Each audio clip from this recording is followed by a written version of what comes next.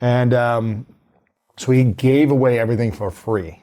It's funny, I just had Steve Young on, who's a Hall of Fame quarterback in the NFL, won multiple Super Bowls. He was just on a couple days ago, and he said back in the late 80s, and I guess it was the 90s, Bill Walsh, the coach, who was like, he said 3 generations ahead of every other head coach at that time, he had a camera guy with him all the time, documenting his processes, and he would package it into these, I guess, VSH tapes, and put it in a box, and he would give it to all his assistant coaches and say, I want you to learn these skills.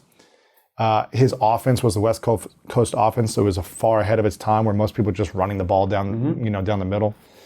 And so he gave away everything for free. And he said, I want you guys to learn this, and then come and challenge me. Use my information and come.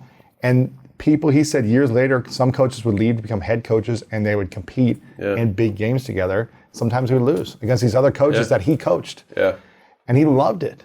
And he is still revered as a leader in the space because he was ahead of the time, because he documented it and gave away the skills to his other coaches.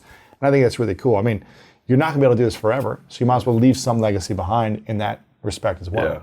It puts the game above the player. Yes. Rather than putting the player above the game. And so, I think right now, if Elon had a choice of having somebody else accomplish all the things that he is setting out to accomplish and it not be him, my hope, my belief from everything that I have seen and witnessed of Elon is I think that he would be stoked.